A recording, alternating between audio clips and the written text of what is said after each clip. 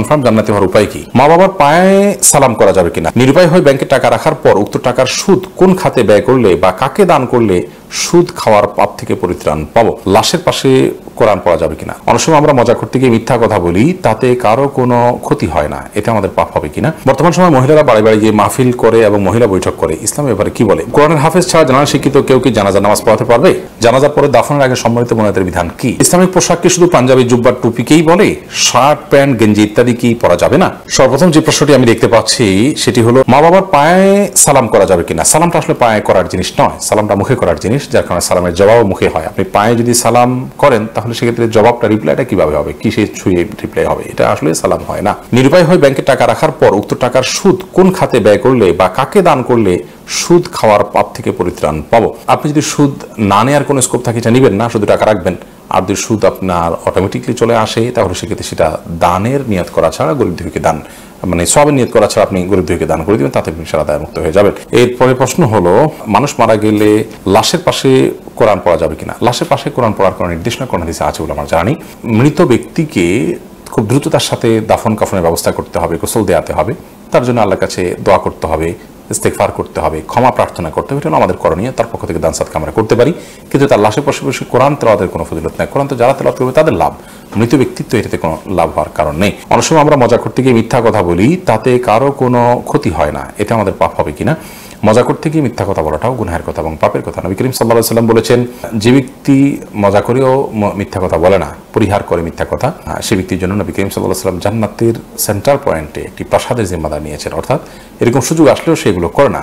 হাসি তামাশার জন্য আমরা আজকাল অনেকে মিথ্যা কথা বলি, মানুষকে হাসানোর জন্য, লোক হাসানোর জন্য মিথ্যা কথা বলি, এটা উচিত নয়। মানুষকে হাসানোর জন্য মিথ্যা কথা বলাও পাপ, অপরাধ, এবং নবী করিম সাল্লাল্লাহু আলাইহি ওয়াসাল্লাম হাদিসে সুস্পষ্টভাবে নিষেধাজ্ঞা আছে ব্যাপারে। কোনো ছোট বা তুচ্ছ জিনিস যা এর মালিকের কোনো কাজে আসবে না নিশ্চিত, কিন্তু আমার কাজের জন্য আমি বিনা অনুমতিতে খেতে বা ব্যবহার করতে পারবো কিনা?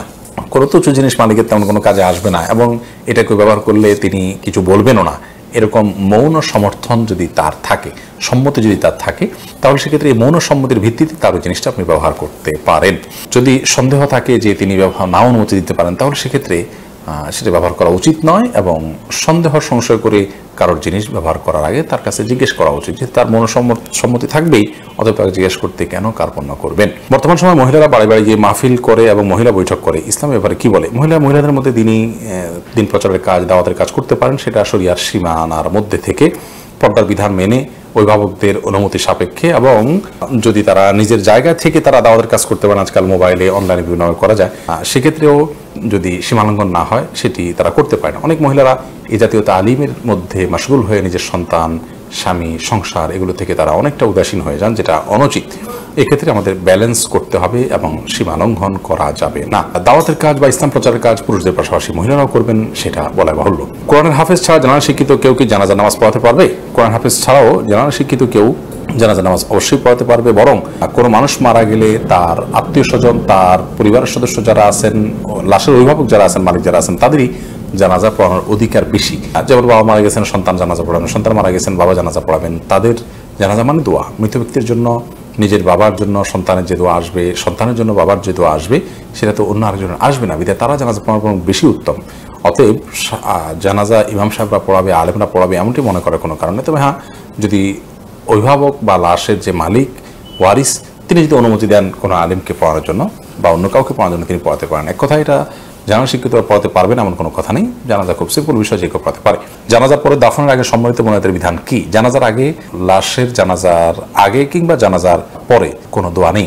জানাজাটাই তো দোয়া, অতএব তারপরে আর কোনো দোয়া করার কোনো বিধান নেই। জানাজা মানে কি? জানাজা মানে মুর্দার জন্য দোয়া করছেন, আল্লাহুম্মা ফিল হাইয়্যিনা ওয়া মাইয়্যিতিনা, আল্লাহ এই ব্যক্তিকে আপনি মাফ করেন, আল্লাহুম্মা ফিরলাহু ওয়ারহামহু, আল্লাহ এই ব্যক্তিকে মাফ করেন, আমাদের জীবিত মৃতদেরকে মাফ করেন, আপনি তো দোয়া করছেন। এরপর আবার সালাম ফিরে আবার কিসের দোয়া?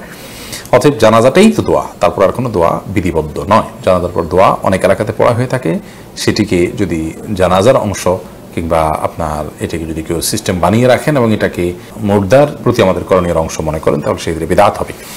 তবে দাফন করার পর, কবর দেওয়ার পর কিবলামুখী হয়ে কবরবাসীকে, যিনি যাকে কবর করা হলো, সে তার ইমানের উপরে যিনি অটল করতে থাকতে পারেন তার সওয়াল জবাবের মধ্যে, এই জন্য তার কাছে আল্লাহর কাছে তার জন্য দোয়া করা যেতে পারে। সেটি নবী করিম সাল্লাল্লাহু আলাইহি ওয়াসাল্লাম সুন্নাহ দ্বারা সাবিত। নবী সাল্লাল্লাহু আলাইহি ওয়াসাল্লাম বলেছেন যে, ইস্তাগফিরু লি আখিকুম ওয়াসাইয়ু লাহু তাসবিত, তোমরা তোমাদের ভাইয়ের জন্য ক্ষমা প্রার্থনা করো আল্লাহর কাছে এখন দাফন করার পর, এবং তার ইমানের পরে যেন তিনি অটল থাকেন সওয়াল জবাবে, এর জন্য আল্লাহর কাছে তোমরা প্রার্থনা করো। এরপরে প্রশ্ন হলো কনফার্ম জান্নাতি হওয়ার উপায় কি? ভাই, জান্নাতের কনফার্মেশন পৃথিবী থেকে দেওয়ার কোনো উপায় নেই, তবে আমরা জান্নাতি হওয়ার পথে আমরা যেতে পারি এবং জান্নাতের পথে মানে জান্নাতের পথটা আমরা কনফার্মলি জানতে পারি।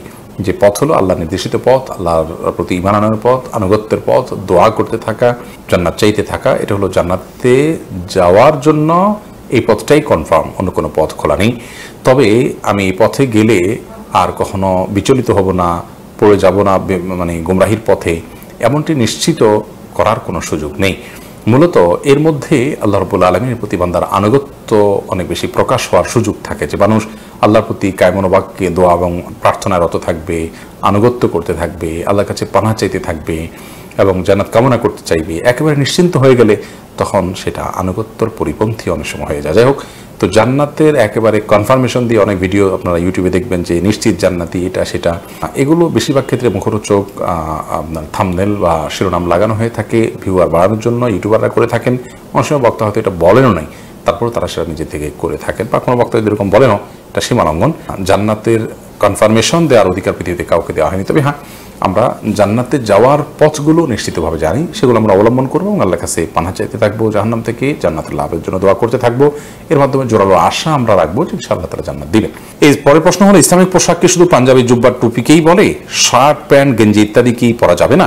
ইসলামিক পোশাক বলতে আমরা মনে করি যে শার্ট, আপনার টুপি, পাঞ্জাবি, জুব্বা, এগুলো ইসলামিক পোশাক। এটা এক ধরনের ভুল ধারণা আমাদের।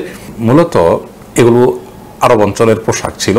নবী করিম সাল্লাল্লাহু আলাইহি ওয়াসাল্লাম জামা পরেছেন, তার ধরন কি ছিল হুবহু আজকের যে জুব্বা আমরা বলি এগুলোর মতো ছিল কিনা সেটা কিন্তু বলা যাচ্ছে না, খুব জটিল। আবার এই জুব্বা তিনি পরেছেন, জামা পরেছেন, সেই মহব্বতে, তার মহব্বতে আপনি জামা পরছেন, তার অনুসরণে জামা পরছেন, এরকমটি হলে আপনি সওয়াব পাবেন। কিন্তু এগুলোকে নবী করিম সাল্লাল্লাহু আলাইহি ওয়াসাল্লাম আলাদা কোনো ফজিলত এগুলোর উল্লেখ করে যায় না যে এই ফরম্যাটে করতে হবে। ইসলাম শরীয়তে পোশাকের ক্ষেত্রে নীতিমালা দেওয়া আছে। পুরুষ নারীর মতো, নারীর পোশাকের মতো পুরুষের মতো পোশাক পরবে না। অমুসলিমদের বিভিন্ন মার্কা বহন করে যে সমস্ত পোশাক, সেগুলো পরিধান করা যাবে না। কালারের ক্ষেত্রে পুরুষরা রেড কালারটাকে অ্যাভয়েড করে চলবেন এবং জাফরানের কালার বা কিছুটা হলুদ কালারটাকে অ্যাভয়েড করে চলবেন, পিওর আর কি, পিওর যদি লাল হলুদ হয়। এছাড়া অন্য কালার তারা পরতে পারেন। আবার খুব বেশি টাইট, আঁটো খুব বেশি পাতলার পোশাক পরবেন না, যেটার ফলে তার শরীর দেখা যায়, চামড়া দেখা যায়, এরকম পাতলা পোশাক পরবেন না। এ হলো মূলনীতি। এর বাইরে আপনার সুনির্দিষ্ট কোনো ফর্মেতে এখন ফিক্স করে দেওয়া হয়নি যে এটাই আপনার পড়তে হবে, এবং এটাকে আমরা যেভাবে গুরুত্বের সাথে মনে করি যে ইসলামিক লেবাস, মূলত বিষয়টি এরকম নয়।